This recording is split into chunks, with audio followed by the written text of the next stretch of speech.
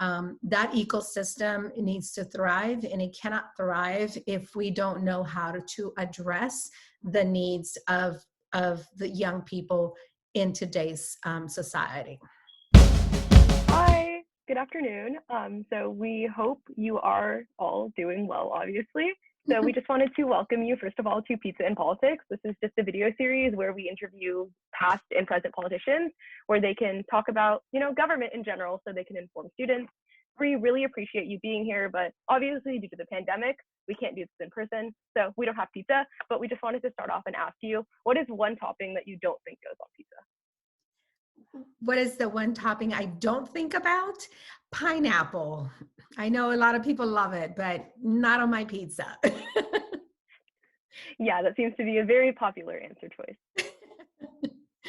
Okay, awesome. So just jumping right back into it, when did you first become active in politics and what inspired you to do so? So I first became active in politics after answering a 911 call in the city of Los Angeles of a little girl who was murdered at the hands of her uncle. Prior to that, I was just, the mom next door, soccer mom, just wanted to, go to work and not worry about anything. But um, that call, forever changed my life. And even though she was murdered, Yahida will forever be a part of my life. I became very involved in the city of Los Angeles politics. I learned how to lobby the city council members. And it was that issue that thrusted me into this political world that I'm a part of now. Thank you for giving us that information. It was very insightful. Moving on, before becoming District 35th Representative, you served in many different offices, one of them being as State Senator. Could you tell us about your experience as State Senator, specifically with the Affordable Act and why the act is important to you? Sure. So as a state senator, I finished a 4-year term. So some of the things that we worked on was the expansion of the Affordable Care Act here in California. We wanted to make sure that, the law would be successful, for not just California, but all of the U.S. And California being such a big state, fifth largest, global economy, it was important for us to show leadership in a place where a lot of our states were not, I guess, anti the ACA, but more anti the president, who's this was his landmark piece of legislation. Some of the issues that I worked on very closely, even though I did not serve in the health committee in the state Senate, was in expanding the diversity of the board, of the ACA board. I thought that was needed to be critically important because we didn't just need doctors and people from the medical profession on that board. I thought it was important to have people that had cultural competency and were able to communicators in the community, trustworthy people who could sell the product that we were building up, for Californians. The other issue that I tackled was prescription drugs. I thought it was really important to not only be able to go onto the marketplace on the state website, Covered California, and shop plans, but you should be able to shop based on your doctor and based on your drugs, right? Whatever drugs that you have to take because of your illnesses or disease, you should be able to purchase a plan that is going to cover and the things that you need, your prescription drugs and your doctor. All right, so as someone who has seen the impact of politics on regional, statewide, and national scale, why do you think it is important that people are actively engaging in civic life? I don't think any one of us, youth included, could afford to not be a part of political decision making. If we are not at the table where these decisions are being made, that is why legislation either passes or doesn't pass. Legislation that we know we need for our community. So I feel very strongly about attending meetings, especially at the local level, whether it's your city council, your school board meetings, your county board meetings, including like places like the mosquito board, right? Here in Southern California, the area where I represent, we have the San Gabriel Valley Mosquito Board, where big decisions are being made about people's swimming pools, contaminants, as it relates to irrigation for the different types of mosquitoes. Those are really important quality of life things that could eventually impact our health. So I think that everyone should be involved in politics. So a really interesting part of your career, which you touched on to begin with, was your work modernizing the 911 system. Could you tell us a little bit about that and what incentivized you to promote the modernization to begin with? Yeah, so learning from my past experiences, I talked about the 911 call that I took. As tragic as that was, the bigger tragedy was that she waited 20 minutes for me to answer her call for help.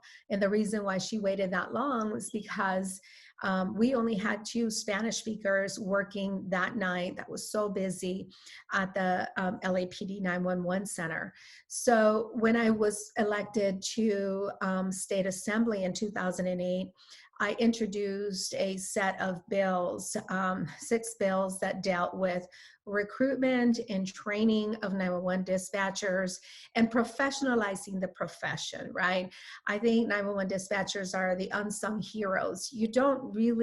Nobody really cares about 911. And when people think about 911, they think about a police car, they think about a paramedic, an ambulance, they think about a fire truck. They don't think about the unseen person, live person that actually answers your call, the first point of contact. So I, since I've been at the state level and now at the federal level, I have been introducing legislation to move them in a direction where they will be able to, number one, be classified in the proper category as first responders. And once we reclassify them, ensure that we have grants available so that they can expand their training.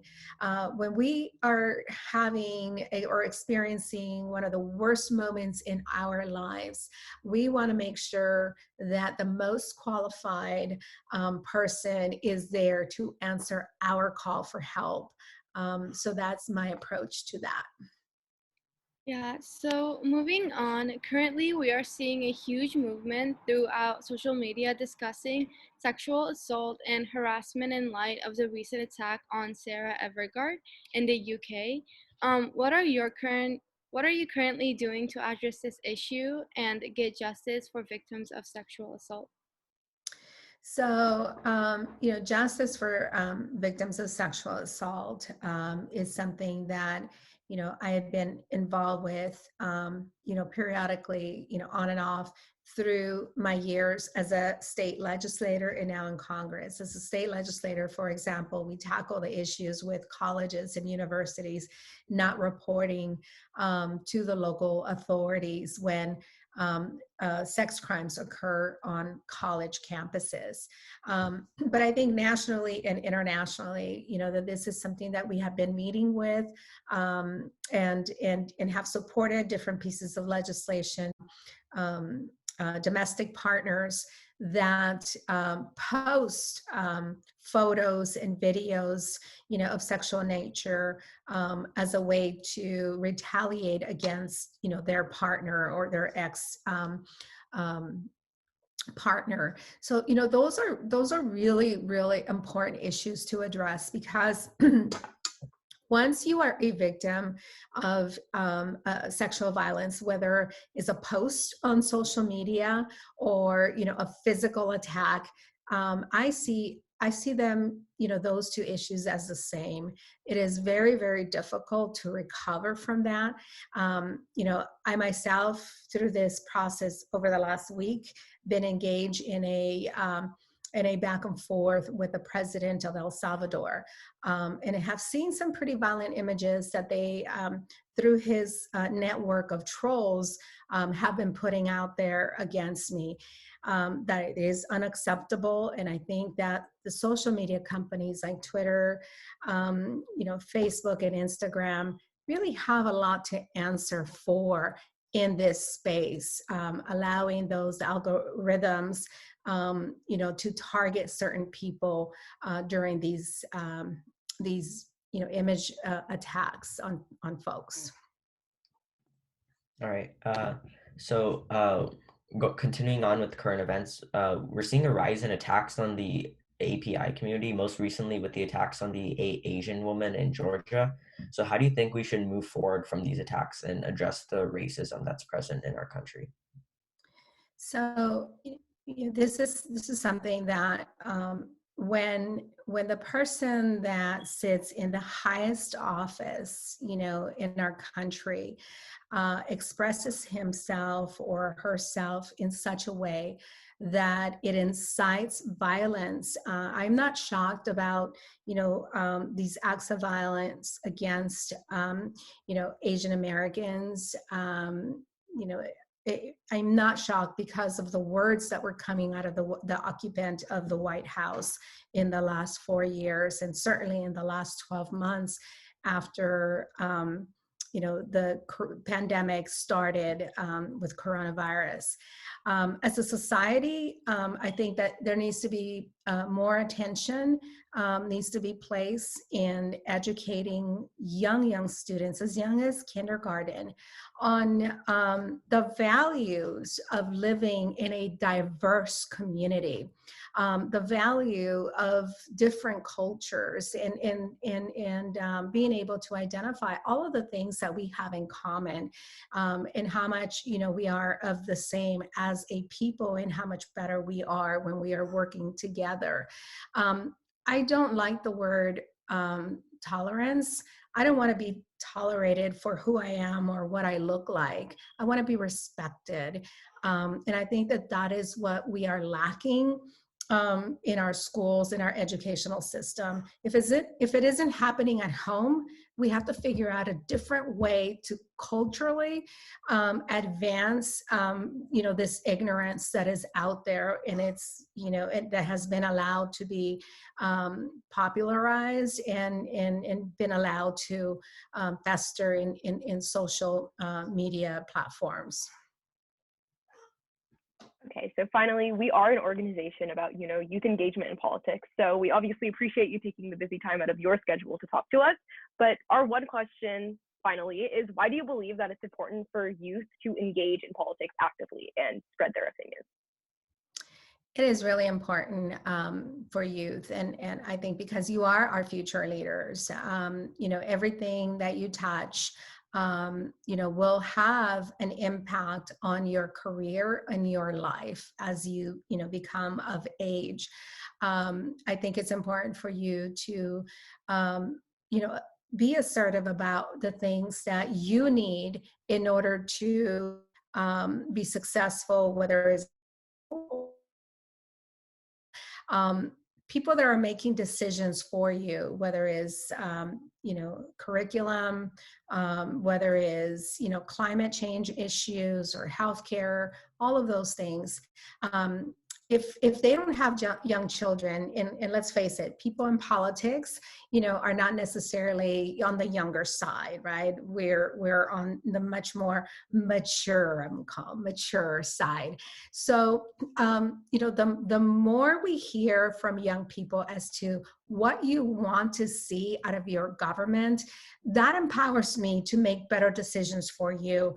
Whether you are a voter or not, it doesn't matter to me, because I am dependent on you being able to have a successful life in order for me to be able to retire and ultimately, draw down from the Social Security benefits that are owed to me, that are created because of the work that you will be doing. As I have worked in the last few years and was able to provide for the older generation that came before me.